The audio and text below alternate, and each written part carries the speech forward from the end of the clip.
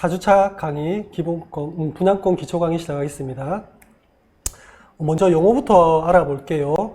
분양권 용어는 이거 아마 여러분들이 한 번씩 다 이거 그냥 한번 보신 거라서 한 번씩 그냥 쭉 읽고 넘어갈게요.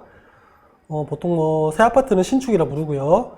그러다 오래된 아파트는 구축, 그 다음에 주상복합 아파트는 주거, 오피스텔은 오피, 다운계약, 업계약 이런 것들은 사실 불법이기 때문에 제가 특별하게 설명을 안 드릴게요.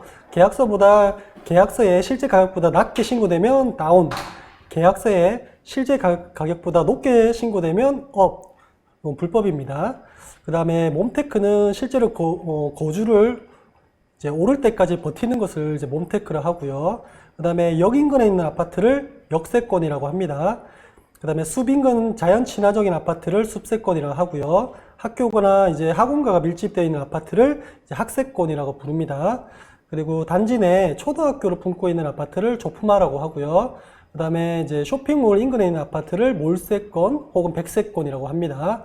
그 다음에 스타벅스가 인근에 있다면 스세권, 맥도날드가 인근에 있다면 맥세권, 그 다음에 병원이 가까이 있다면 의세권이라고 불리고요. 그리고 편의시설이 이제 슬리퍼 신고 가까이 이용할 정도로 이제 가까이 있다면 이제 슬세권이라고 이렇게 부르거든요. 이런 것들은 그냥 흔히 우리가 이제 합성어, 파생어 이렇게 만든 거기 때문에 그냥 우리가 이제 이렇게 줄임말이라든지 이렇게 만든 거예요. 참고하시면 되고요.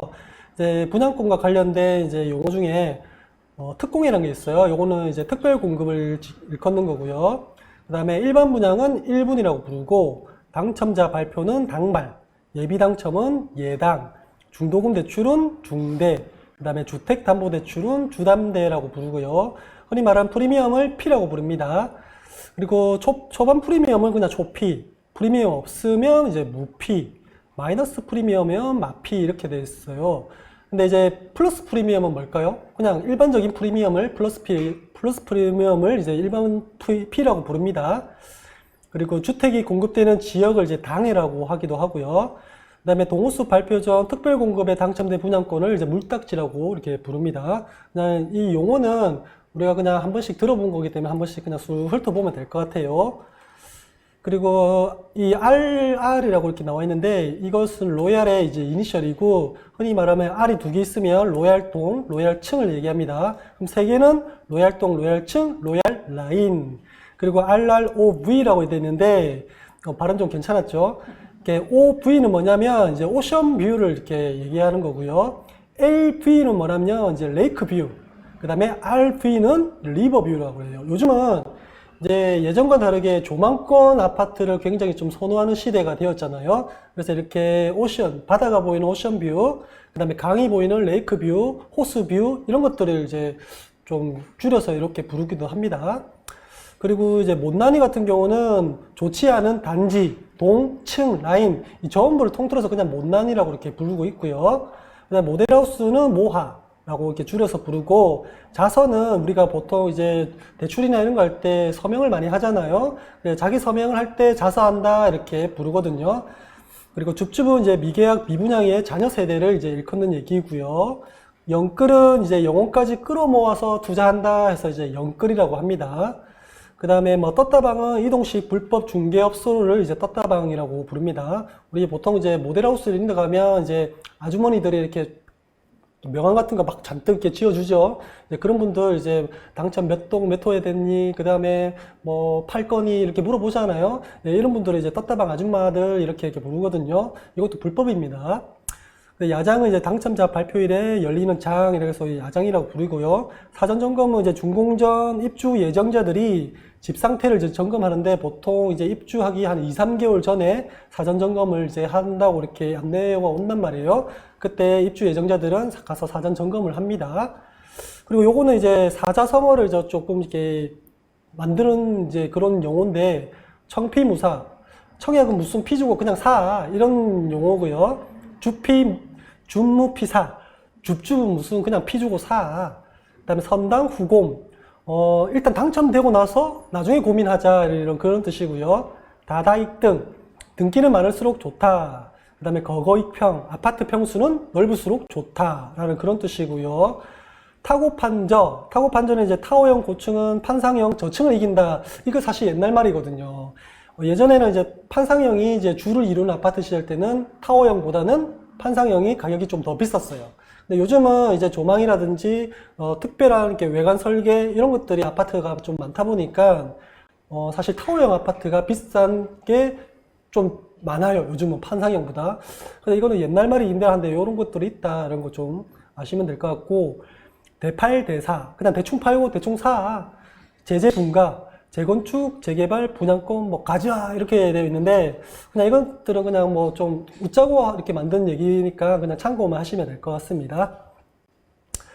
자, 이제 우리가 이제 아파트든 분양권이든 모든 이제 주택을 이제 거래를 할 때는 이 평과 제곱미터를 알아야 돼요. 특히나 이제 분양권 같은 경우는 제곱미터를 좀 잘 아셔야 돼요.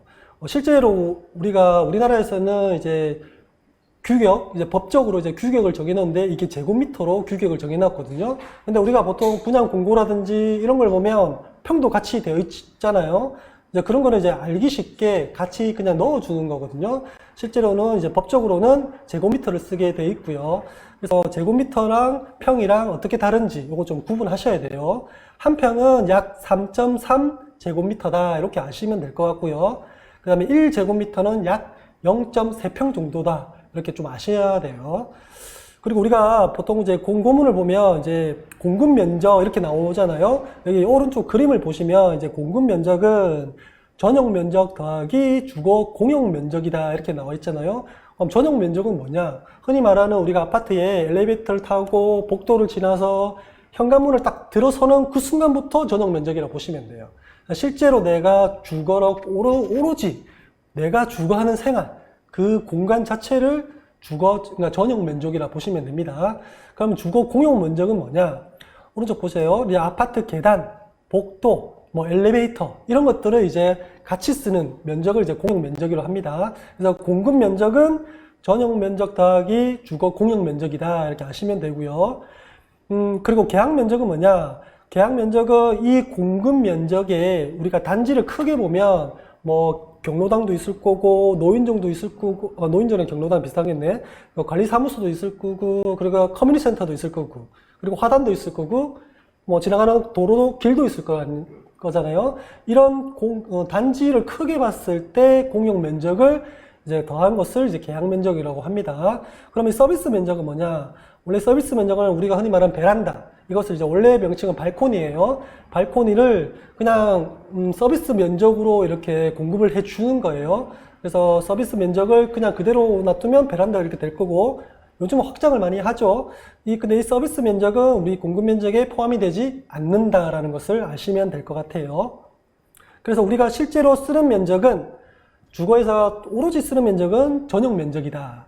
하지만 공급되는 면적은 내가 타는 엘리베이터, 복도, 그 다음에 계단 이런 것까지 합쳐서 공급 면적이다. 그리고 우리 집에 있는 발코니는 서비스다.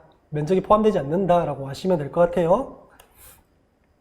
자, 면적의 개념이 굉장히 중요해서 제가 한번 더 살펴보는데 우리가 말하는 이 1제곱미터는 우리가 수학 시간 때 배웠죠. 가로 1m, 세로 1m에 곱한 면적의 넓이를 우리가 1제곱미터라고 하죠. 그러면 1제곱미터, 가로 1m, 세로 1m의 이 면적의 넓이는 1제곱미터입니다. 그죠? 한 평은 어떻게 되냐? 1.8m, 가로에 1.8m, 세로에 1.8m를 곱한 면적의 넓이를 한 평이라고 합니다. 그게 얼마냐? 약 3.3058 제곱미터. 제가 키가 180 정도가 되는데 저 같은 사람이 가로로 눕고 세로로 누운 그 면적의 넓이를 한 평이라고 해요. 이거 계산기로 한번 두드려 보세요. 1.8 곱하기 1.8 거의 한 3.2 정도 나옵니다. 그럼 뒤에 있는 1.81 뭐 이렇게 같이 그대로 이거 곱해보면 3.3058 이렇게 나올 거예요. 한 평은 3.3 제곱미터다 이렇게 하시면 될 것 같아요. 그래서 우리가 이제 아파트를 분양할 때는 전용 면적으로 분양해요. 뭐 84, 뭐 59 이렇게 타입, 이렇게 59 타입, 84 타입 이렇게 전용 면적으로 이렇게 분양을 하고, 실제로 우리가 가격은 공급 면적으로 가격을 지불하게 돼 있어요. 그걸 아시면 될 것 같아요. 자, 그 다음에 이제 분양권에서 중요한 게 이제 판상형과 타워형, 뭐 필로티 요걸 한번 알아볼게요. 판상형은 우리가 흔히 보는 옛날 아파트, 뭐 지금도 요런 판상형이 많이 나오긴 하는데, 일자형 성냥갑 모양의 아파트 형태를 판상형이라고 합니다.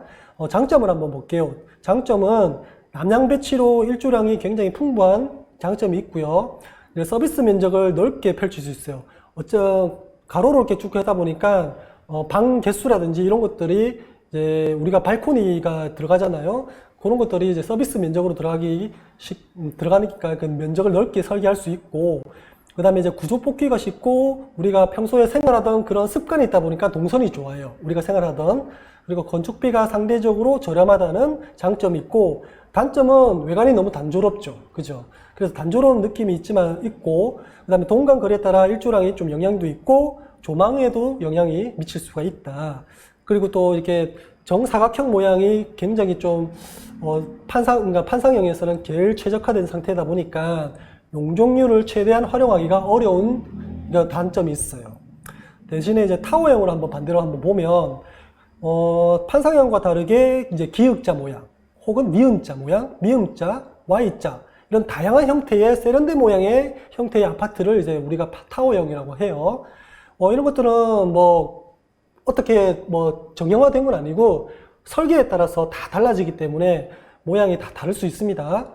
장점으로 보면 이제 독특한 구조 설계가 가능하다는 게 이제 장점이겠죠. 그래서 조망권과 일조권에 어떤 그런 중점을 두고 설계를 한다면 그런 조망과 일조에 굉장히 용이하다, 확보가. 그래서 용적률을 최대로 활용이 가능하다는 게 장점이고요. 단점은 정남향 배치가 사실 어려워요. 왜냐면 판상형처럼 이렇게 딱딱딱딱 이렇게 정남향으로 배치하는 게 아니고 어떤 뭐 땅 모양이라든지 아니면 구조 설계 요거에 따라서 이제 아파트 단지 모양을 이제 배치를 하다 보니까 정남향이 사실 판상형보다는 많지는 않겠죠. 그리고 이제 구조가 좀 난해하다는 어떤 그런 단점도 있고 동선도 다소 좀 불편한 점도 있습니다. 그리고 건축비와 인테리어가 상대적으로 비싸다는 단점이 있어요. 그리고 필로티 같은 경우는 이제 1층 거주 공간이 아닌 이제 지지 구조층으로 만들어진 형태를 이제 필로티라고 하는데, 보통 우리 이제 다가구 주택, 원룸 뭐 이런 거 있잖아요. 이런 것들이 대부분 이제 필로티 형태로 되고 있죠. 주차장으로 쓴다든지 뭐 나중에 나오겠지만은 공원이나 아니면 뭐 여러 가지 이제 주거 공용 면적으로 이렇게 활용되는 경우도 많단 말이에요. 자, 판상형을 한번 구체적으로 한번 볼게요. 그림과 같이 이렇게 일렬로 딱 모양이 되어 있는 게 판상형이고요. 거의 이제 정남향 배치 위주로 배치를 하다 보니까 우리나라 대한민국 정서에 가장 알맞은 단지 배치다라고 보시면 됩니다. 일단은 건축비 자체가 이제 저렴해요. 그래서 기술도 조금 타워형보다 상대적으로 기술도 덜 들어가고 시간도 단축되고 건축비도 저렴하고 그런 특징이 있고요. 타워형 같은 경우는 이렇게 외관이 굉장히 좀 화려하죠. 그래서 차별화를 둘 수 있기 때문에 요즘 젊은 층 뿐만 아니라 전 세대에 걸쳐서 이렇게 좀 인기가 많고요. 그렇다 보니까 좀 가치도 좀 높다. 요즘은 이렇게 볼 수 있고, 자유로운 설계가 가능해서 내가 조망을 확보하고 싶다면 조망을 확보할 수 있는 그런 설계까지 가능하고, 방향, 라인 이런 것들이 설계에 따라서 다 달라질 수 있어요. 그래서 땅 모양에 따라서 효율적으로 구조 설계가 가능하기 때문에 최대한 토지의 효율적 건축이 가능하다라는 특징이 있습니다. 자, 필로티는 이게 필로티 공간인데 뭐 다가구 주택이나 원룸 이런 데뿐만 아니라 요즘 아파트에도 필로티를 많이 하고 있죠. 보통 여기는 이제 1층이 들어가야 되는데 1층이 어디 있죠? 바로 여기 위에 2층이 이제 1층으로 들어가는 거죠. 그래서 이게 되게 좋아요, 이게. 왜 좋으냐?